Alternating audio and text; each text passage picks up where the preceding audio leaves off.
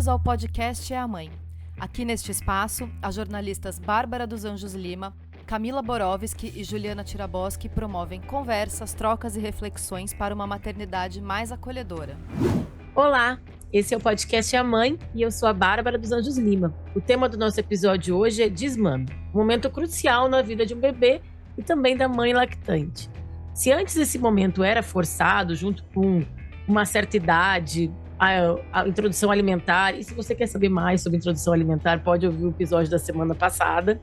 Hoje já é conhecimento de quase geral de que ele pode rolar em um momento mais confortável para a mãe e para o bebê. Mas quando que esse momento chega? Como fazer essa transição de uma forma gentil para a família? A gente segue respondendo as perguntas das nossas ouvintes.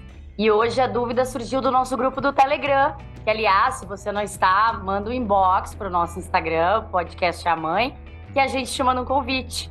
Eu sou a Camila Borowski, a Ju hoje não pôde estar aqui com a gente, mas a gente tem uma convidada muito especial, uma convidada de peso, que é a Cris Machado, consultora internacional em amamentação, bióloga, mestre e doutora em ciências e mãe de 2 filhos, em uma das muitas noites insônias que as mulheres têm após o nascimento dos filhos. Que ela pensou nesse projeto, né? Esse nome do plantão materno, né? E a Cris é gaúcha, como nós duas. Bem-vinda, Cris. Hoje trouxe até meus chimas aqui pra gente trocar umas ideias. Bom dia, gurias. Eu sou a Cris Machado, né? Sou consultora internacional de lactação e tô morrendo de inveja desse chimarrão. Ai, guria, eu também tô, gente. Podia ter feito. Eu também podia ter feito.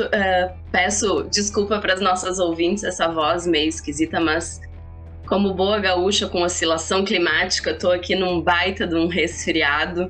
Mas aí, quando eu tava conversando com as meninas, né, mantemos, tá doente, eu fiquei pensando, não, eu acho que eu tô na fase mal dormida, igual as mães que amamentam, então não tem momento mais empático pra gente conversar sobre desmame, sobre noites mal dormidas, do que quando a gente teve uma noite péssima também, porque aí eu mexo que a vida me obriga a manter a empatia, me mandando umas noites ruins de vez em quando.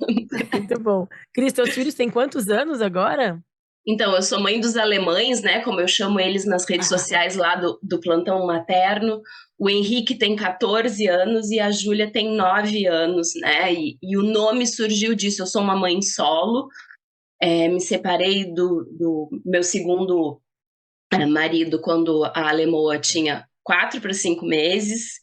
E no início, né, como ela mamava, enfim, a gente não conseguia ter uma dinâmica muito grande de divisão dos cuidados, ainda que ele fez tudo que ele podia para estar presente, mesmo ela bem pequenininha, mas tinha vezes que eu me sentia funcionando 24 horas por dia, vezes 7 horas, vezes 7 dias da semana, né? Então me sentia num eterno plantão, um plantão de mães, um plantão materno, e surgiu daí o nome do projeto nas redes sociais, que era onde eu queria discutir coisas que me mobilizavam muito, que era a amamentação e depois o desmame, né, que é uma das áreas que a consultora internacional de lactação está habilitada a atuar, né, o escopo da consultora internacional de lactação é trabalhar no desmame, mas como é um assunto que ainda tem muita polêmica, lá atrás, quando eu precisei de ajuda e não tive, consegui ser, na época, a rede social que bombava, né, gente? A Júlia tinha 1 ano e meio, então isso daí já fazem quase 8 anos. Eu consegui ser expulsa dos grupos de debate do Facebook de amamentação. E eu disse, não. Então, me lançaram um desafio, tipo, duvido. Falou duvido, eu disse, então tá. Já que ninguém fala, muito bom.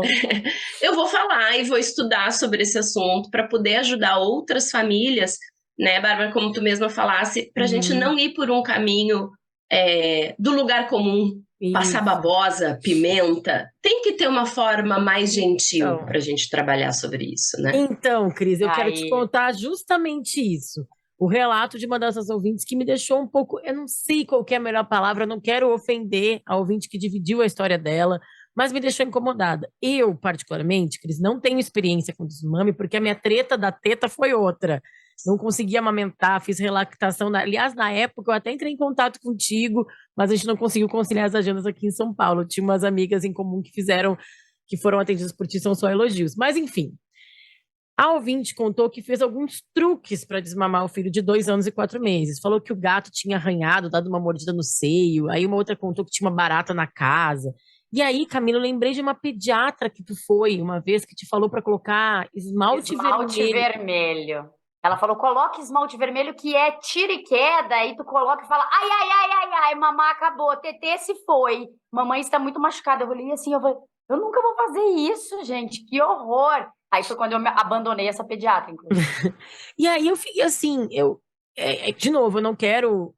Eu sei que é um momento super delicado do desmame, inclusive porque a gente vive essa sociedade que não facilita a amamentação, né? Então, é uma mãe que está há 2 anos e pouco, a amamenta ele quer parar, ela acho que deve chegar um momento de desespero que eu consigo me relacionar, que ela tenta qualquer coisa.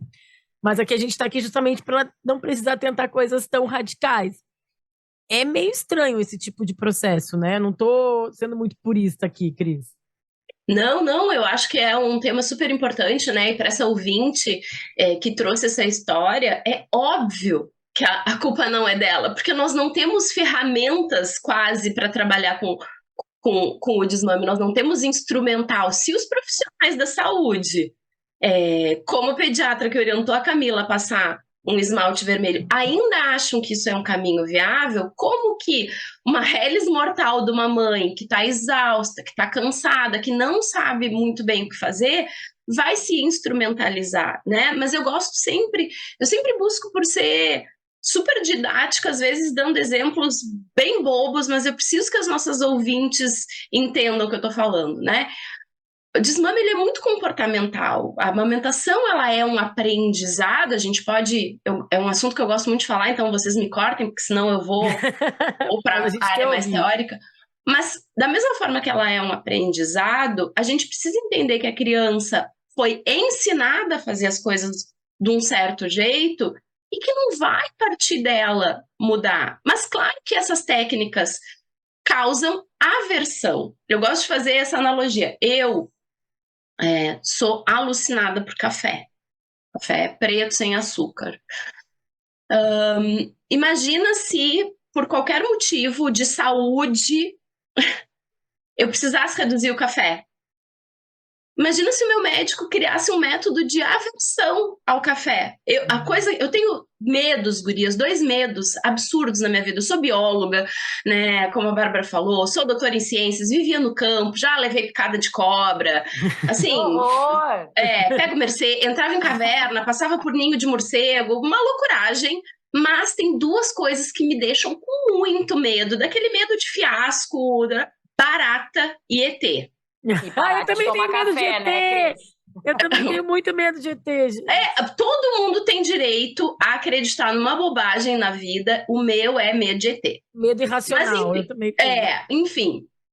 Se eu visse um espírito que eu nem acredito, eu diria, moço... apavorada. Esse é meu maior medo. Não, eu diria, moço, nem vem, porque assim, aqui tu não vai ter negócio. Agora, se eu visse um ET ou alguém fantasiado... Mas brincadeiras à parte, vamos pensar. Meu médico dissesse, Cris, olha só, não dá mais para tu tomar café como tu vens tomando. E aí ele sugerisse alguém que é do meu círculo próprio, que eu dissesse, eu não consigo parar. A pessoa simplesmente colocasse uma barata de plástico no fundo da minha xícara. Sim. E eu tomasse aquele café, e quando acabasse o café, eu visse a barata. Ia me fazer um condicionamento? Claro, um método de extinção de comportamento por aversão. Porque cada vez que eu recebesse uma caneca de café, eu ia ter tanto medo de ter uma barata no fundo, que eu iria diminuir, por óbvio, o consumo de café. Não por um movimento interno de conscientização. E se me entregassem a caneca de café com barata fantasiada de ET? Mas por que o trauma tá completo. Exato. Por quê, gente? Porque eu sou adulta, eu tenho ferramentas para tentar entender o porquê que o meu médico quer que eu diminua o café, e eu vou buscar formas graduais de fazer isso, até chegar num nível de conforto. Inclusive, né? A gente chama de desmame isso, né, Cris? A gente desmama tudo na vida. Até o fim da vida, né? Até o fim da vida. Tô tomando um remédio. Claro, alguns remédios tipo antibióticos, por exemplo, a gente acabou ali o medicamento, a gente para. Mas quem usa antidepressivos, anticonvulsionantes, remédios de longo período de uso, eles não param abruptamente. A gente faz o desmame do remédio, inclusive troca de medicações, a gente vai tirando uma e já inserindo a outra devagarzinho. Por que uma criança que não tem o lobo frontal, né, que é o responsável por a gente tomar decisões conscientes, não tem formada, a gente coloca nas costas da criança a tomada de uma decisão muito grande, que é o desmame.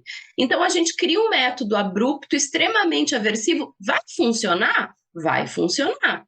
Só que qual é o problema disso? Vamos trazer de novo a analogia do café. Eu vou parar de tomar café? Vou parar de tomar café. O problema não é, eu tive um resultado positivo, que era o que eu queria, parar de tomar café. O problema é que, digamos que fosse a Camila que me desse uma xícara de café com barata. Toda vez que a Camila me alcançar alguma coisa, uma sopinha, vou tirar uma caneca com uma sopinha, eu vou ter muito medo do que Camila me oferece. Eu vou ter uma relação de desconfiança com o que Camila pode me dar, porque ela já me pregou uma peça horrorosa que me criou uma aversão. Então, o que eu estou entendendo? Que Camila não é uma pessoa segura para me alimentar, para me cuidar, para me dar conforto. Por isso que eu gosto de trazer esses exemplos. Então, quando eu faço um método abrupto, é óbvio que a culpa não é da mãe, ninguém deu ferramentas para ela fazer isso. Funcionou? Funcionou. Mas isso sim pode ser muito mais traumático, porque eu não sei qual é o gatilho que vai pegar nessa criança de medo de contato físico, medo de causar dor na mãe, né? Da história do esmalte vermelho. Esmalte vermelho, culpas, né, Cris?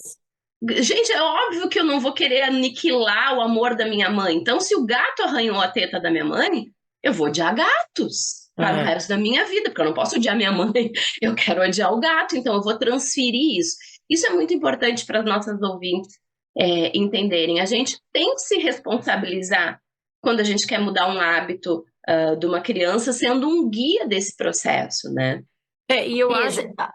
Não, e eu acho que, assim, que é importante que a gente falando dessa nossa ouvinte que contou essa história, que ela, claro que ela conseguiu, né? Assim, e claro que para ela foi um momento que, é isso que eu falei, é desesperador. Tu tá tentando uma coisa, às vezes tu tenta de qualquer, aí um pouco chora, porque é um processo, né? Vai chorar, vai se soltando, e aí se dá certo, dá o alívio de pelo menos eu conseguir na hora, mas às vezes a gente não consegue, sei lá, ter a medida do completo, e a gente depois vai ter que ficar fazendo aquele cobertor curto, né? Repondo aqui mais amor, porque faltou esse momento, enfim. Eu queria também, Camila, que tu contasse como é que foi no fim o teu desmame. Tá. Eu queria muito amamentar, né? Era um sonho muito grande que eu tinha. E aí o início foi meio truncado, daquelas de quase querer desistir. Eu contei isso em outro episódio, acho que a gente fala sobre amamentação, de morder paninho para conseguir amamentar. Não fui atrás de consultoras, o que foi um erro muito grande, eu considero, tá? Porque eu fui na dor mesmo, assim, aí até que adaptou. E aí segui amamentando durante 1 ano e 4 meses, quase 1 ano e 5. Mas aí é uma coisa que eu vejo e eu me identifico muito com o que a Cris fala, assim, da exaustão da mãe. E aí e aí eu tinha uma viagem a trabalho e eu já estava muito cansada. E eu já tinha diminuído muito, ele só estava mamando à noite, assim, só pra... Sabe aquele que é pra dormir mesmo, aquela última mamada pra dormir? E aí eu falei, cara, eu vou tirar agora. E aí eu fui viajar, fiquei 1 semana fora, o que eu já contei várias vezes aqui, que foi uma libertação, assim, que eu me reencontrei naquela viagem. Eu existo, meu Deus, que incrível. Quando eu voltei e olhei aquela carinha dele, ele me olhou direto, assim, e foi dando cabeçada no meu peito. E aí eu falei, agora a mamãe não vai mais dar uma mamar aqui. E aí demorou mais uns 2 dias, assim, cara, foi muito tranquilo. E aí mas ele não chorou, o Vicente não chorou? Como é que foi, assim? Mas é que ele já tava bem, foi uma adaptação bem lenta, assim, a gente já tava dando um leite de vaca, né? Então já foi indo, era mais uma mamada conforto da noite antes de dormir, assim, que a gente fazia. E eu mal tinha leite ainda, porque eu já estava trabalhando muito, então era só aquele. E aí, para mim, foi muito libertador, e para ele também. Eu tenho saudade até hoje, porque era um momento muito legal que a gente tinha, nós dois. Mas aí eu queria perguntar para a Cris, já complementando com minha história, quem é que decide quando é a hora de desmamar? É a mãe ou é a criança? Então, não tenho como te dar uma resposta muito certeira, Camila, porque eu acho que as duas formas de amamentar e desmamar estão adequadas, desde que esteja saudável para ambos. É uma relação. Então, por exemplo, tem famílias que amamentam em livre demanda e a criança vai substituindo as coisas até 4, 5 anos. E chega um momento que a criança começa a se interessar por muito mais coisa, quer dormir na casa do amiguinho, quer ficar na casa da vovó, o primo veio, esquece de mamar. Ou seja, a mãe tá ali de boa, se pediu, levou, se não pediu, não levou. Ou seja, a criança foi se interessando por um mundo para além da amamentação, decidiu. Isso é muito comum em amamentações bastante prolongadas, 4, 5 anos. A criança fica uma semana, 2, sem mamar, do nada, lembra, pede. Se tá tudo bem para ambos, tá tudo bem para ambos. E aí, quem decidiu, no fim das contas, a coisa fica meio embolada, assim. Agora, quando a gente nota, nós somos o adulto da relação, quando a gente nota que não está interessante pra gente, que isso está sendo gatilho para perturbação na amamentação, que pode virar agressões verbais e às vezes físicas contra o bebê. Ou se a gente nota, porque é um assunto extremamente delicado, mas é preciso falar, existem situações onde a amamentação não está fazendo um bem tão grande psiquicamente para aquela criança. Nós não temos grandes evidências sobre isso. Temos, existem alguns artigos de psicologia, não aquela coisa freudiana de que tem que desmamar o Winnicott 9 meses, né? 9 meses na barriga, 9 meses mamando, acabou, que vai gerar uma dependência. Não são todos os casos. Mas essa mesma criança grande, de 4, 5 anos, se ela não consegue brincar na casa do coleguinha no fim da escola, porque no fim da escola ela tem que mamar, isso não é saudável. Uhum. Eu não tô falando com 1 ano e meio, eu tô falando com 4, 5 anos. Então, mensurar que nós temos que ter. E aí o papel do adulto é observar isso. E aí eu vejo que o discurso muitas vezes, não, tá tudo bem, não gera nenhum trauma, pode amamentar até a faculdade, não sei o quê. A gente para de olhar algumas nuances, que é isso, né? Tá tudo bem mesmo? É um outro extremo, né, Cris? Exatamente. É muito complicado como a gente vai se perdendo nos extremos, porque, assim, aí, uma coisa também que eu acho importante a gente falar aqui, que é as mães que estão ouvindo a gente, a maioria delas eu acho que deve ter essa informação, mas sempre eu acho bom reforçar que a orientação da OMS e de todas a Sociedade Brasileira de Pediatria é amamentar pelo menos até os 6 meses, né? E até isso já é um desafio quando muitas... Exclusivamente, né? E até isso já é um desafio quando muitas mulheres têm que voltar a trabalhar com 4 meses, né? Então, assim, a conta não fecha. Mas, assim, eu acho, e aí eu falei que a minha treta da teta foi outra, porque eu realmente tinha consultora de amamentação, fiz relactação, usei tudo que podia, tomei chá, enfim, tudo que podia, e eu só consegui aumentar até 5 meses, e aí comecei a fazer o complemento. E aí, naturalmente, foi ficando mais fácil. Mas eu acho que tem uma fase, que aí a Camila perguntou se é a mãe ou se é o bebê, tu falou de 4, 5 anos, mas muitas vezes começa a acontecer essa necessidade da mãe também, e aí não tô falando de com 6 meses, né? Não tô falando nem com, mas assim, tipo a Camila, 1 ano e meio, as outras demandas da vida vão aparecendo, por exemplo, também o teu exemplo, mãe solo, cara, como é que tu vai passar 2 anos e meio sem, enfim, sem poder ter uma noite plena, né? Acho que vai desgastando as relações também, vai desgastando essa mulher, né? Então, aí eu queria que também, talvez tu dissesse quais perguntas a mãe pode se fazer para começar a chegar nesse momento, a começar a refletir. A entender se já deu, né? Boa, boa.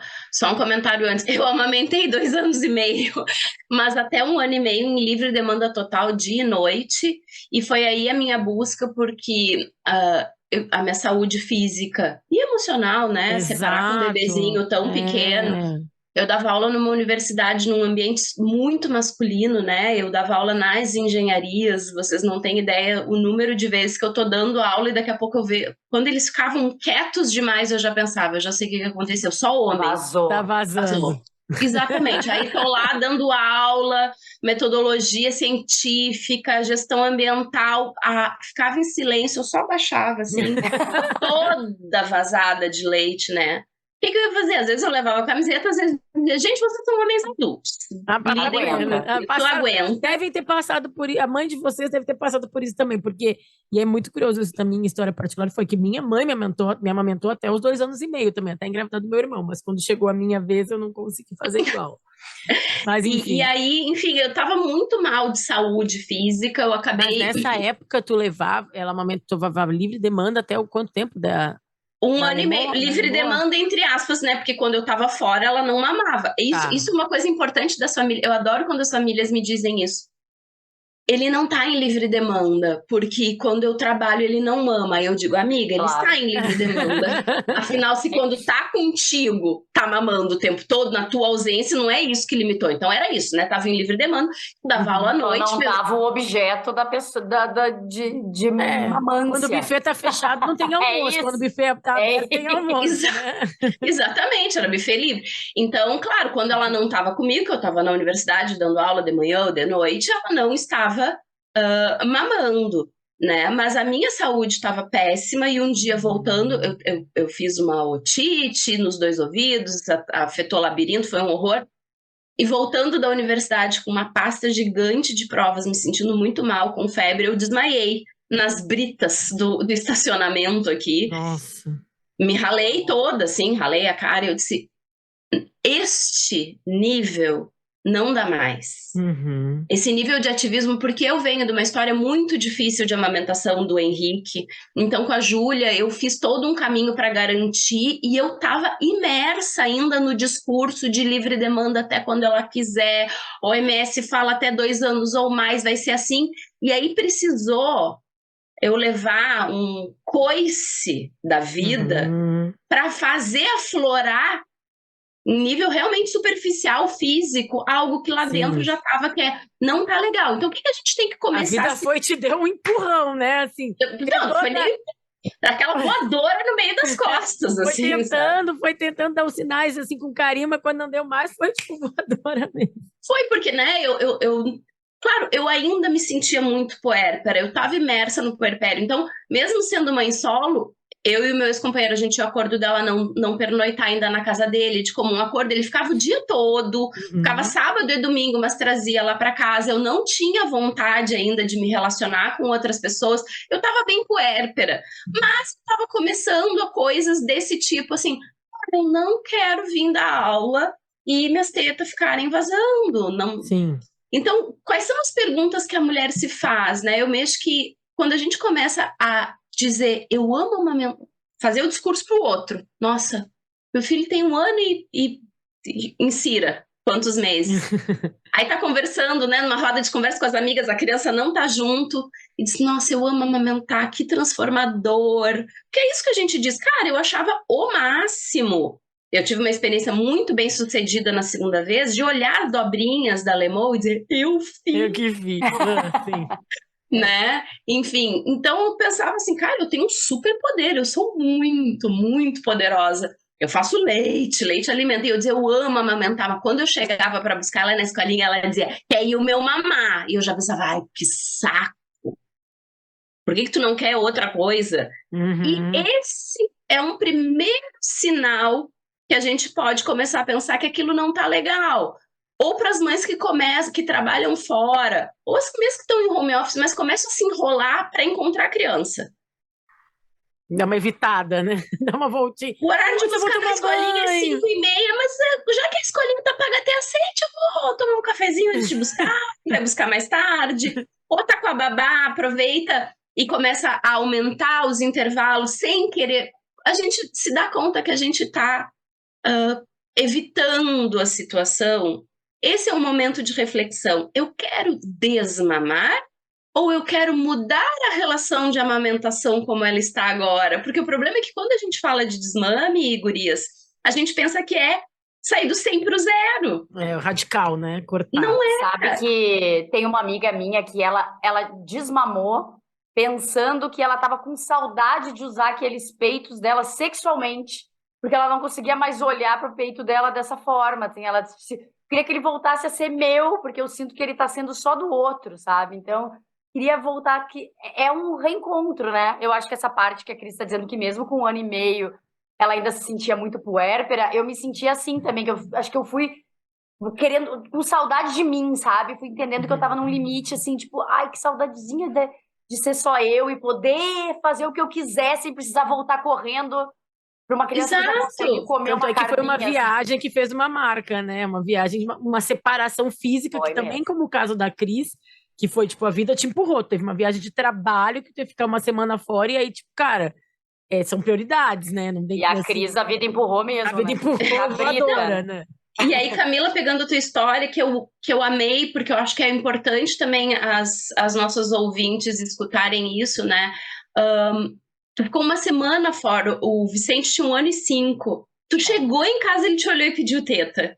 Então, e por que isso é importante? Primeiro, para a gente entender 2 coisas, que é a ausência materna nem sempre é causadora de desmame, então, dependendo da idade da criança, então aquela dica antiga, deixa 3 dias na casa da avó. Gente, se a criança tiver 1 ano e pouco, 1 ano e 4, 5, até 3, 4, 5 anos, sinto muito, amiga, vai ficar 3 dias na avó, ótimo, é sempre bom tu ter essa folga, mas a criança vai te olhar e... Retorna e vê uma teta, né? Então, assim, não é isso geralmente que causa o desmame, a ausência. Talvez tivesse que ser uma ausência muito mais prolongada, mas ao mesmo tempo isso mostra que a tua ausência, Camila, te fortaleceu. Esse reencontro que tu conseguiu ter contigo na viagem foi o que te garantiu de chegar em casa tranquila e dizer pro Vi, cara, não tem.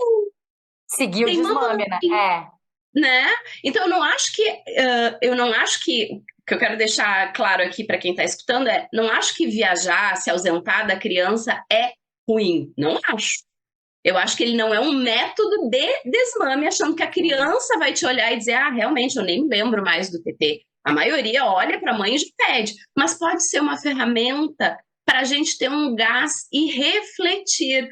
Porque olha que interessante, tu fez essa viagem, tu te reencontrou contigo mesma. Muitas outras mães, outras pessoas que amamentam, e aí é uma coisa muito minha, o Henrique mamou a trancos e barrancos até 8 meses. Quando ele tinha 7 meses, eu tive uma oportunidade do meu antigo trabalho, que não tinha como eu não aceitar. Eu era uma jovem pesquisadora que fui convidada para dar um curso pré-congresso no maior congresso brasileiro que tinha da minha área. Se eu dissesse não, e eu recém tinha me doutorado, eu ia acabar com a minha carreira ali. E eu fui, e eram 2 noites, 3 dias fora, 2 noites. Vocês acham que eu aproveitei essas 2 noites? Eu não tive reencontro comigo mesma. 8 da noite eu estava Só encontrou a culpa, né? Chorando, desesperada, ligando pro pai dele, e ele dizia, Cris, tá tudo lindo aqui, vai curtir, toma um trago, mulher! Eu quero voltar. Toma um trago. Eu cheguei em casa, a criança estava dormindo, eu tirei do berço e botei na minha teta. Eu não estava pronta, nem um pouco. Para mim funcionou. E eu achava que eu estava, por quê? Porque ele tomava mamadeira também, por outros motivos, e eu achei, e ele realmente ficou bem sem mim. E eu achei, se ele ficar de boa, eu não preciso dar mais mamar, eu não tinha leite, né? Enfim, foi horrível para mim. Mas 1 mês depois, 1 mês e meio depois disso, a gente estava preparando a nossa mudança do Rio Grande do Sul para Bahia, encaixotando coisa com um bebê de 8 meses, fomos morar numa parte, aquela loucuragem, e aí um dia eu me dei conta, não, o pai dele falou, te deu conta que o Henrique não mama faz 3 dias, e eu falei, gente, não. Mas isso é interessante, porque é realmente isso que a gente estava falando, de achar o momento certo para os dois, né? Para o bebê ou para os três. A Ju, que não está aqui com a gente, que ela tem gêmeos, né? E quando tem múltiplos, enfim, para a mãe e para a criança ali. E aí eu queria saber, assim, né? A gente já falou, não vai usar babosa, não vai usar o esmalte, não vai usar.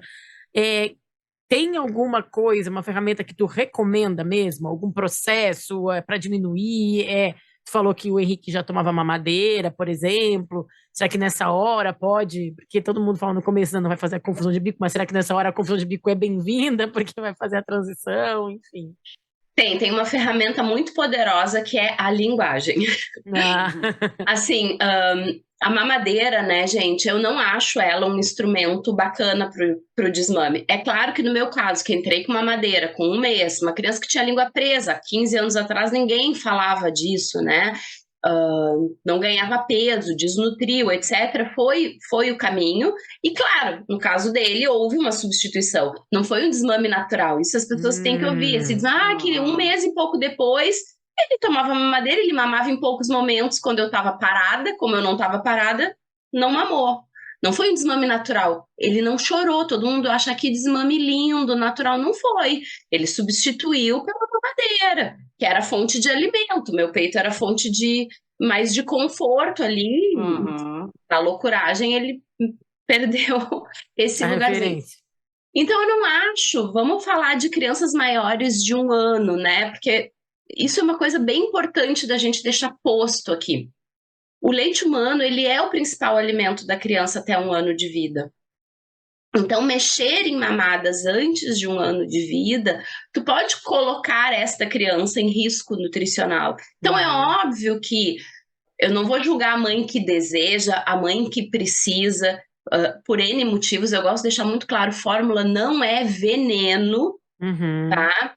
Mas é claro que a gente precisa também ser honesto que nada é tão bom quanto o leite humano. Aliás, está tendo uma propaganda na TV esses dias dizendo o leite da marca tal é ótimo, tem 2 prebióticos, 2 oligosacarídeos iguais aos do leite materno. Sabe 2? Sabe quantos oligosacarídeos o leite materno tem? 800! 800! Não é 8! Ainda que fosse 8. Já era muito, mas... vezes, mas 800, aí a fórmula diz que tem 2 iguais, tá? E tem 798 que não. Aquele leite sob medida, né, Cris? Que a gente vê até a mutação dele quando a criança tá doente, a passar dos meses, assim, muda de cor, muda de textura, muda... É muito doido isso, eu acho incrível. Não, e eu acho que é legal falar isso que tu falou da fórmula, porque eu acho que é mais ou menos também a relação com parto natural, parto normal e cesárea, né?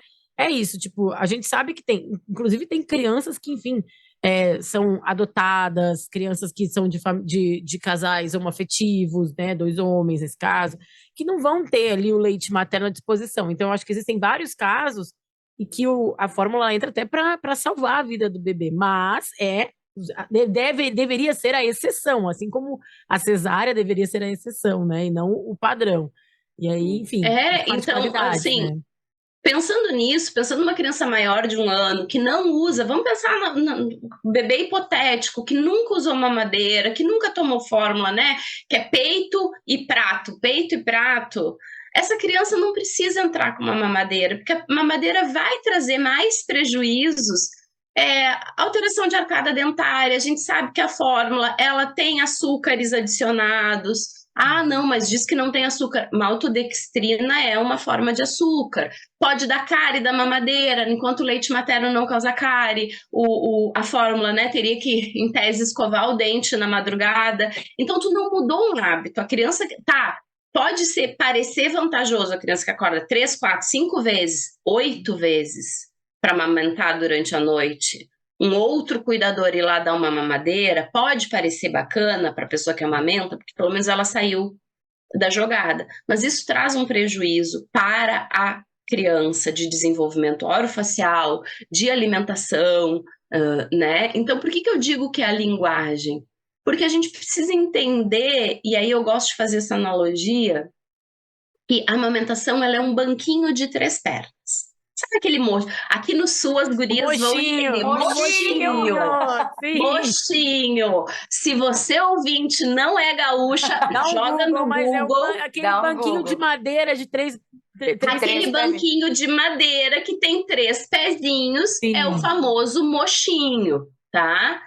A amamentação, né, tá ali o mochinho, ela é esse banquinho de 3 pés e o bebê tá em cima sendo sustentado. O que são cada um dos pés desse nosso banquinho quando a gente pensa em amamentação? Alimento, comunicação e conforto físico. À medida que a criança vai crescendo e vai começando a comer, e a gente sabe que a introdução alimentar, ela é gradual, né? No início, realmente, a gente vai apresentar os sabores para a criança. A maioria, eu acho que no episódio vocês comentaram isso, a maioria das crianças não sai comendo, que delícia, ela sai pegando a banana na cabeça. Até ela entender que banana é para comer e não para jogar no chão, é um processo, né? Então, à medida que o pezinho da alimentação vai sendo substituído gradualmente por uma criança que vem comendo bem e que o TT, o leite materno, vai diminuindo, porque eu não posso tirar uma coisa sem dar sustentação, meu mochinho cai. Então, a alimentação, eu vou dando essa substituição para manter o neném bem ali em cima do banquinho. A comunicação, recém-nascido, gente. Recém-nascido, saiu da tua barriga, 2 dias, 3 dias de vida, a criança vai teta. É teta. Até a gente saber que tá com frio, que tá com calor, que a etiqueta pode estar. Tem um vídeo que circula no Instagram que eu amo, que é um neném com uma cara feia, dizendo: a minha vida é muito difícil, eu tava reclamando da meia e a minha mãe vem e enfia a teta na minha boca. É genial esse vídeo, porque às vezes o neném tá chorando porque a meia tá incomodando. E a mãe vai lá e muito isso. Porque a gente não entende a língua dos bebês. Um recém-nascido de 3 quilos é a mesma coisa que um elefante branco na sala. O que eu faço com essa pessoa? E a avó do lado, tá com fome, tá com fome. Não, e a sociedade falando, mas tu tem que reconhecer o choro do teu filho. Gente, pra mim, isso era coisa... Instinto, A Beatriz chorava e eu realmente não sabia se era peito, se era etiqueta, se era... Nada. Frio. E aí, Tá olhando, né? Mas como é que tu Será que essa criança quer? Só que aí, né, Bárbara e Camila, que os exemplos que a gente está dando dos nossos filhos e que todas as mães passam é isso. À medida que a gente vai conhecendo aquela pessoinha, tu começa, ou deveria, e aí que é o pulo do gato, tu deveria começar a tentar reconhecer os choros. E não pela frequência. Ainda tem os estudos que dizem que um som muito agudo é dor. Não, cara, tu vai olhar o teu filho, enfim, deveria olhar. Pra quê? Porque ali com 3, 4, 5 meses, onde a interação social, a intenção de comunicação do bebê começa a aparecer, a gente tem que ir substituindo o pezinho da comunicação, porque tudo é peito. O neném fez, teta. Mas com 4 meses, eles começam a reclamar. Quem nunca deixou no tapetinho, daqui a pouco a criança está reclamando. Se eu estou bem conectada com meu filho, se eu realmente estou ligada na situação, por mais que eu esteja na cozinha fazendo alguma coisa, eu vou lá e vou dizer: ô, bebê, você está entediado, amor? Cansou de ficar no chão? Vem, mamãe te pega. A pessoa que só ouviu que tem que ser livre demanda exclusivamente até os 6 meses, ela ouviu, O que ela faz? Ela pega a criança e bota no peito. Isso é comunicação. O que o neném tá me pedindo? Ela acabou de mamar. Acabou, mamou, larguei no chão, tô fazendo... Ele tá querendo atenção, ele não quer que a mãe saia do campo de visão, ele cansou daquela posição, o chão tá duro, tá frio, insira N variáveis. Então, o meu pezinho da comunicação, ele vai começando a ser substituído, porque o papel do cuidador, não estou falando da mãe, né? Mas quando a gente estuda um pouco de psicanálise de bebês, e aí o Winnicott fala muito isso, é a gente fazer a tecla SAP, a tradução. Ô, bebê, você tá entediado, velho? Bora olhar para a janela. Ou você cansou? Quem nunca? Na pandemia, gente. Vocês são mães também. Criança pequena que não sabe dizer, que nem os meus, que um tinha 6 e o outro tinha 11. Tô entediado. criança pequena fazia o quê? Entre aspas, birra. Sim. Quebrava a casa também na pandemia. Né? Chorava do nada. A gente também. A teve gente também, de exatamente. ataque de pelanca. Eu fazia birra também, gente. Eu fazia. Exato. Então, assim, alguém tem que ter uma corregulação, né? Para traduzir essa tecla. Até a gente que estava tendo ataque de pelanca, ataque de birra, se tu tem um companheiro, uma companheira, a pessoa dizia: ei, calma, dá uma volta, não faz teu trabalho agora, toma um chocolate, ou seja, ele serve de corregulador. Então, o bebezinho, na intenção de comunicação, nosso papel é fazer a tecla SAP. Você está entediado? Você está com fome? Você está com sono? Porque senão eu não aprendo a me comunicar. E comunicação não é o bebê dizer, eu quero TT. É ele pedir, entre aspas, o TT, porque é o que ele sabe como se comunicar, e a gente dizer, amado, isso não é TT. Isso daí é tédio, bora fazer tal outro coisa. T, é outro T. Só que aí a gente pensa numa criança maior. As famílias não são ensinadas que elas podem dizer não pro TT e esse outro T eu vou roubar, Bárbara. Esse teu insight que foi maravilhoso, a criança pediu um TT, mas era outro T de tédio que ela tava. Vamos brincar de massinha?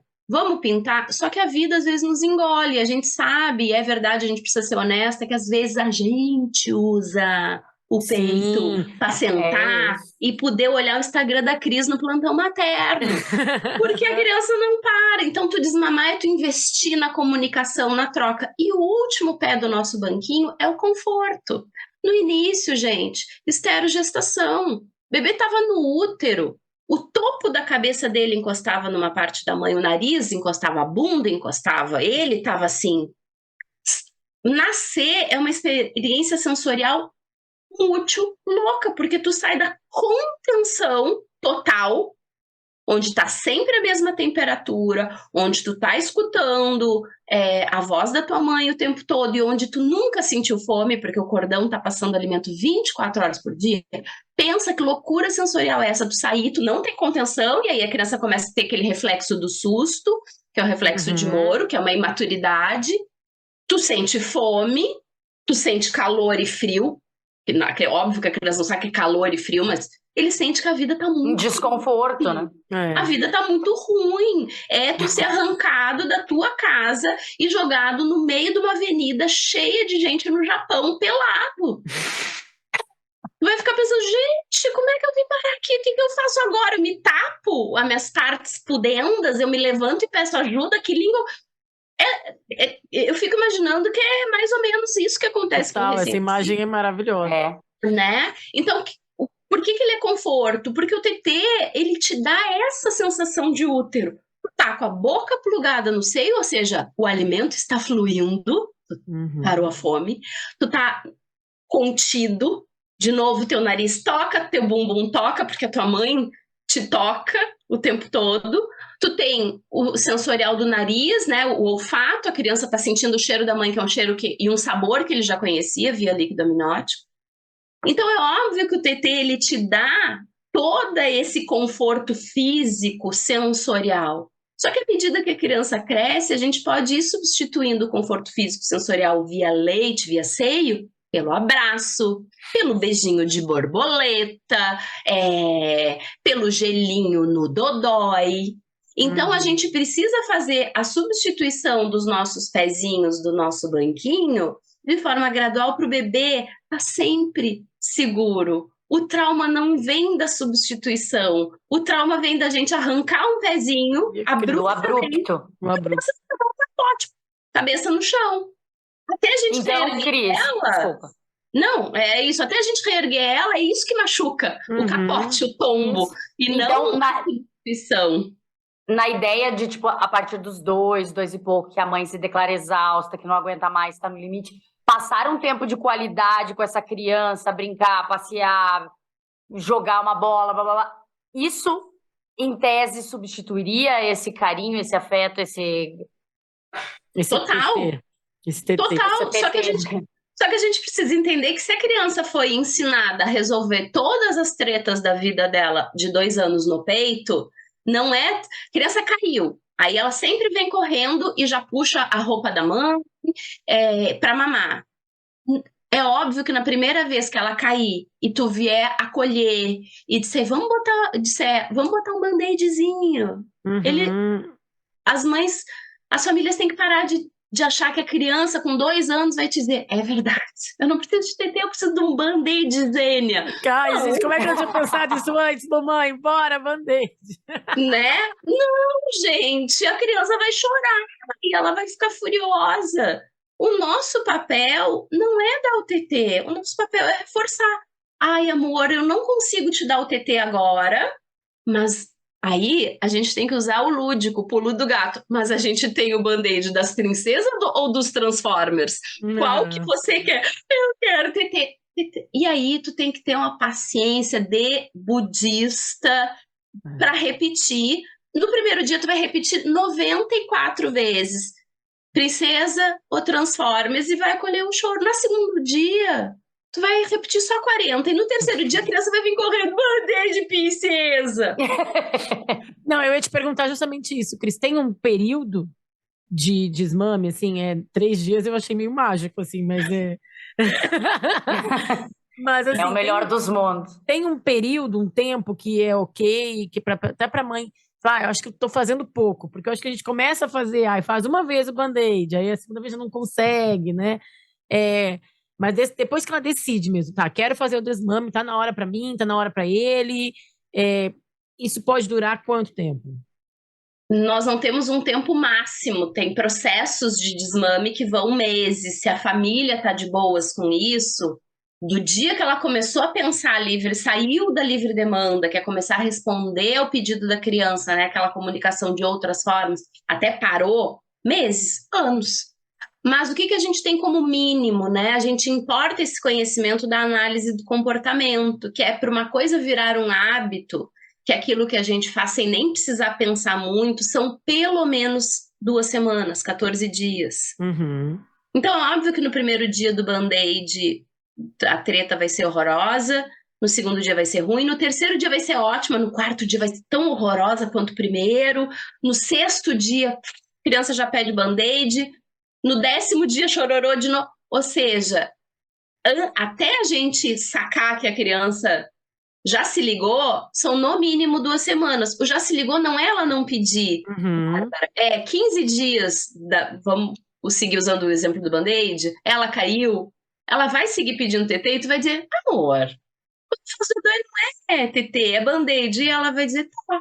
Ou seja, ela ainda pede, mas o comportamento de aceitação da recusa já é diferente.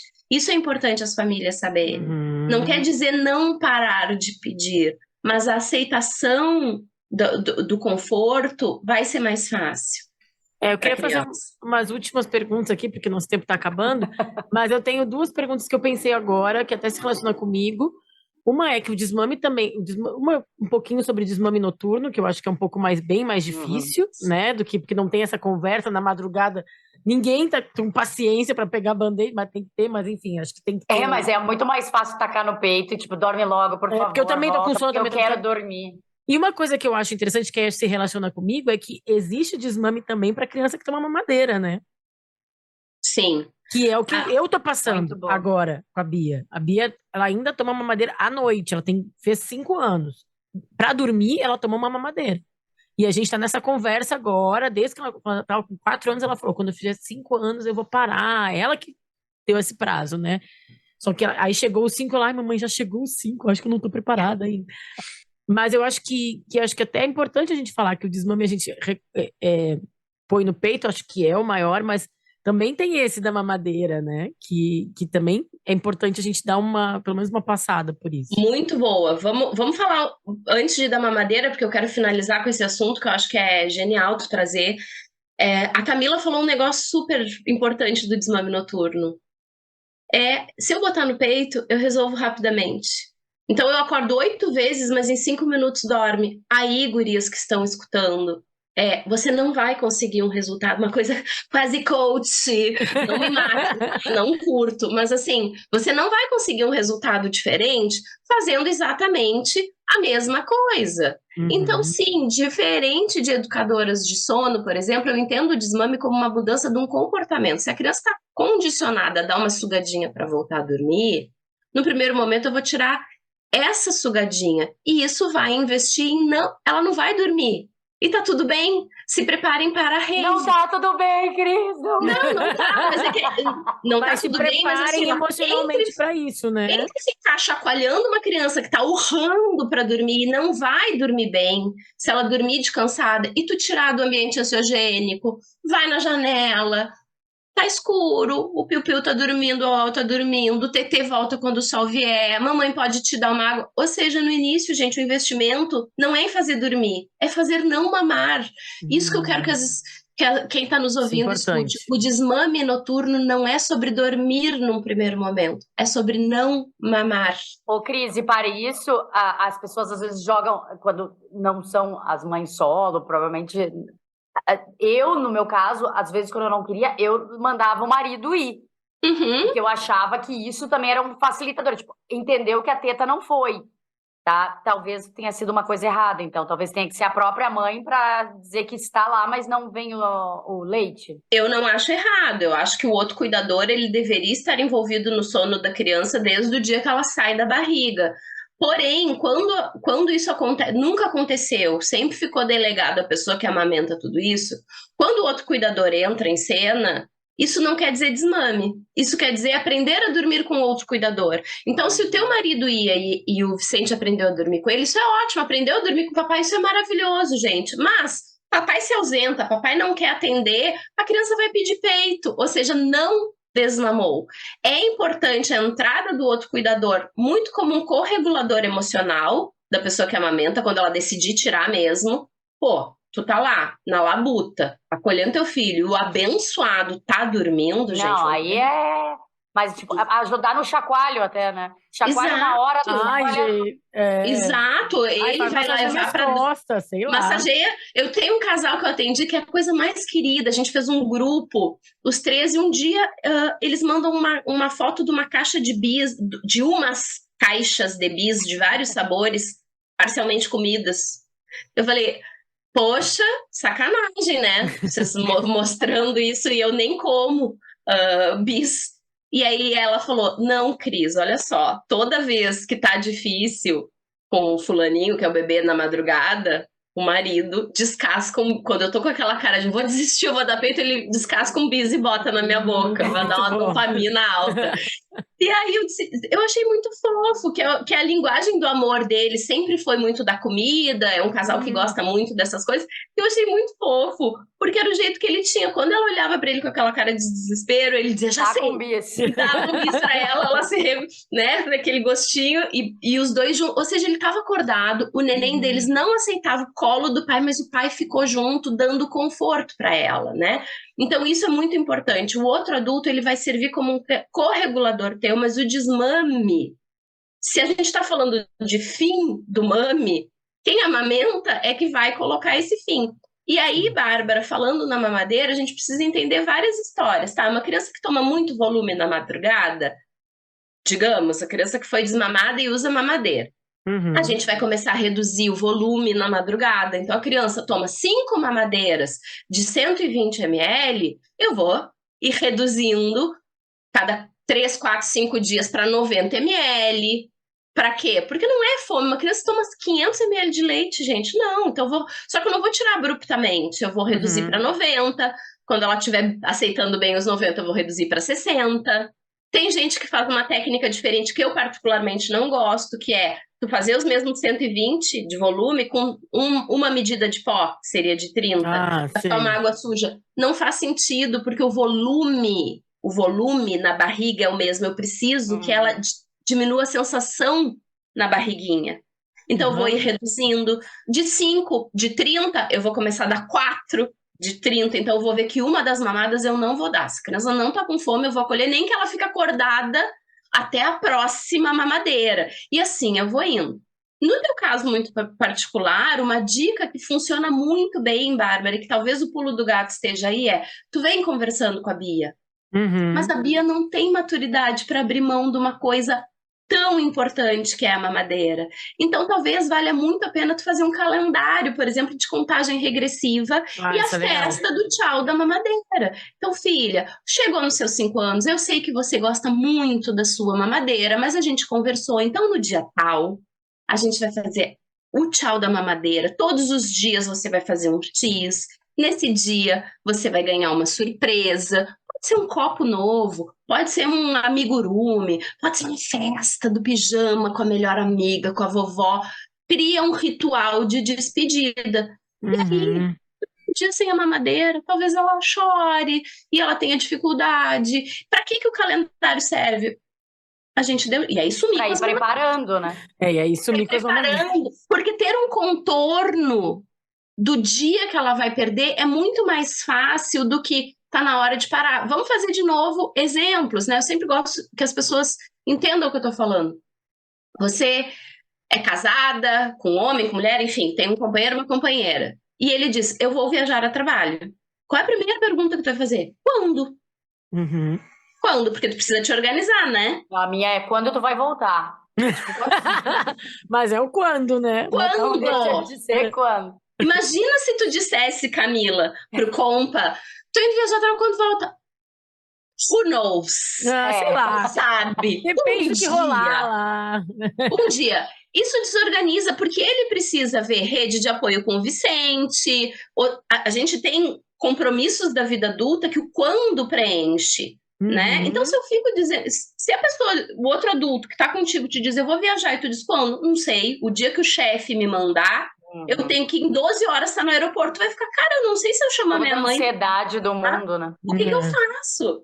O que eu faço, né? Então, isso gera uma baita de uma ansiedade. Nós somos adultos. Imagina para uma criança que a noção de temporalidade começa a acontecer ali em torno dos 4 anos, agora que a Bia já tem noção de hora de relógio e tal, e aí tu fica dizendo, tá na hora de dar tchau, chegou os 5, ela sabe que chegou os 5, mas ela não vai conseguir abrir mão Mas de... talvez, gente, desculpa te interromper, Cris, mas eu não sei se, tipo, quando tu vai avisando, porque a gente talvez avisa no tempo e diz que daqui a 15 dias, ó, nós vamos contar aqui, tu vai trocar a mamadeira por uma xícara. Então, tu vai ainda ter o leite, só não vai ter a mamadeira, tu vai ter o que tem dentro. E aí, o Vicente foi assim, tá? Eu avisei que ia ter, e aí rolou.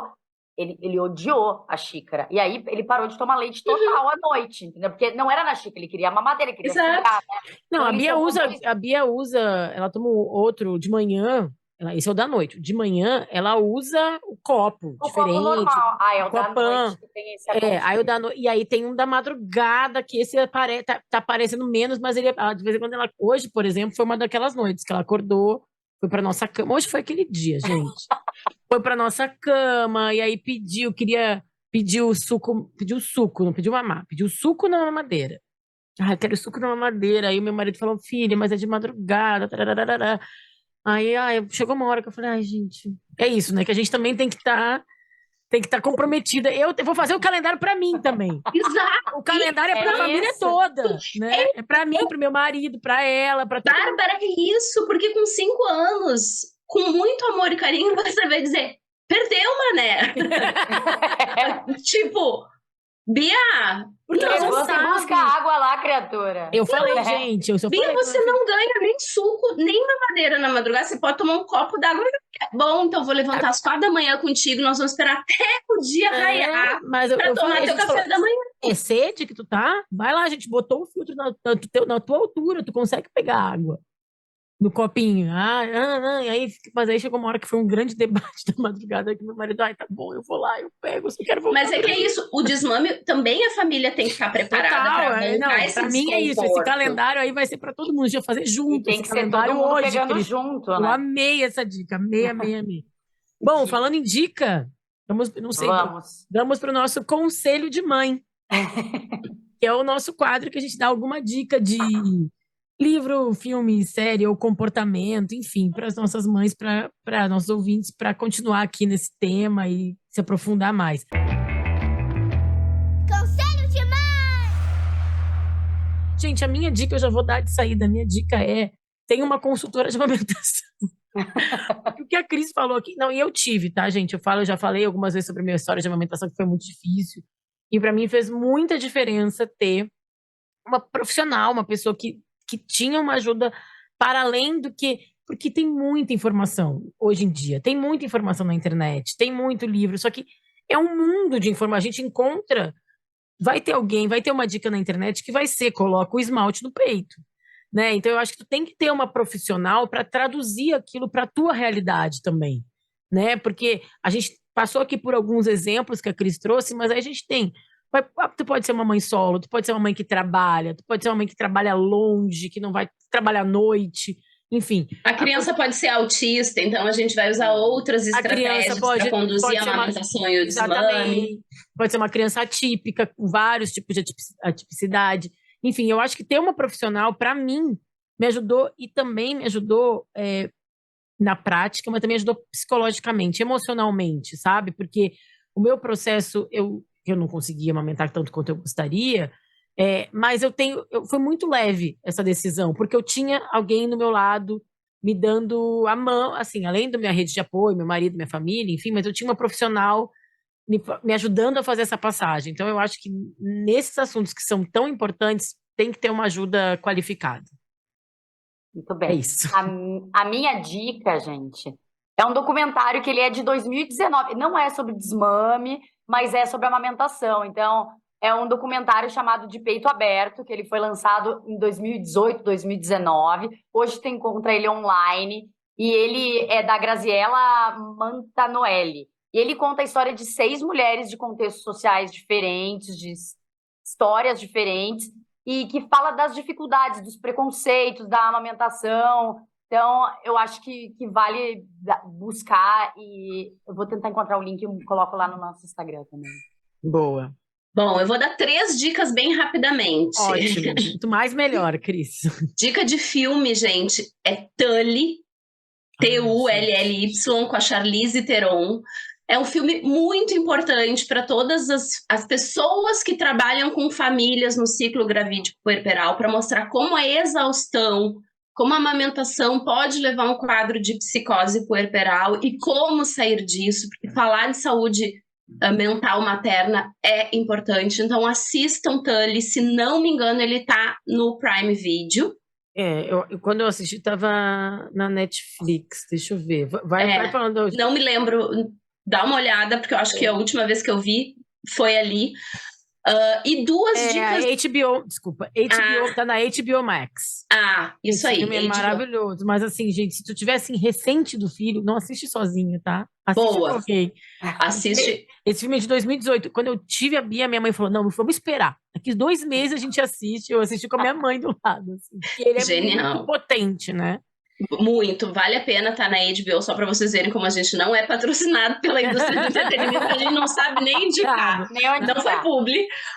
E aí, dica de 2 livros. Obviamente, vou puxar a brasa pro meu lado. Por favor. O livro Exaustão Não é Amor, um guia afetivo sobre desmame gradual e reflexões sobre a livre demanda, desta autora que vos fala, Cris Machado, lançado o ano passado pela editora Matricense, tá?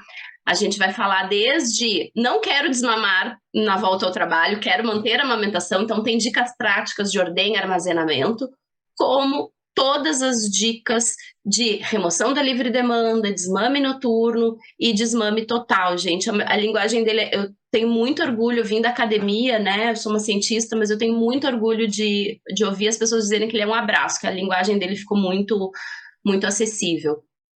E outro livro que eu acho muito legal para quem amamenta é um livro da Jéssica Moura chamado Além do Sono, tá? Que é um livro muito interessante sobre desde a fisiologia do sono, a parte comportamental, para quem quer se aprofundar no assunto sem métodos de extinção de comportamento, que é largar no berço e deixar chorando. Não sei se vai ter recorte para as redes sociais, vou mostrar aqui o Exaustão Não é Amor, tá? Que é lindo, o meu livro. Linda essa capa. É linda, né? Eu acho mais lindo ainda quando a gente vê a arte. Olhem que linda as glândulas. Ai, que lindo. Fosse a boca do bebê e o leite transfundo. Quem desenhou foi uma psicanalista que é doutora em artes, a Maíra Redin, que é uma grande amiga, eu acho maravilhoso. E o livro Além do Sono, da Jéssica Moura, tá? Que ele é um guia, então, uma visão integrativa sobre a análise do sono, que é É um livro muito prazeroso de ler e eu acho que todo mundo que trabalha com crianças também precisa conhecer esses 2 livros. Essas são as minhas dicas de hoje. Cris, fala Muito de novo tuas obrigada, redes Cris. sociais e o teu serviço aí para as pessoas que quiserem. A gente vai deixar tudo aqui, gente, no descritivo, tanto do episódio nos streamings de áudio, mas e no YouTube. Mas acho que é bom também que eles falassem. Se a pessoa tá lavando a louça, ouvindo, não precisa anotar na hora. É. Então, eu sou consultora internacional de lactação, eu atendo a amamentação desde o pré-natal até o desmame gradual, de forma presencial em Porto Alegre, região metropolitana, e online para o mundo todo, tá? Eu escrevo e gravo vídeos, às vezes meio toscos, para Facebook e Instagram, porque eu não cheguei em outras Não é verdade. ainda. Não são toscos, mas assim, não chegou no TikTok ainda, tudo bem, gente, tá tudo bem. A gente tem 30 a mais, tá tudo bem. Na verdade, eu por mim fazia só podcast e aula. Eu queria sumir das redes sociais, eu tô meio saturada. Eu tenho No escutado isso arroba- muito dos criadores de conteúdo, sabia? @plantão_materno. Quem estiver escutando, passa por lá, que eu vou depois também deixar o link desse podcast lá pro pessoal. Tá ótimo. Cris, super obrigada pelo papo. Obrigada, Nossa, Cris. assim, uma aula, eu amei. Adorei.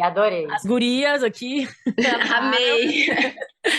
Um beijo pra quem tá com a gente, pra quem ouviu aqui até aqui. E até semana que vem com um novo episódio. Tchau, Um tchau, beijo, gente. Obrigada, tchau, Cris. tchau. Tchau, tchau. Podcast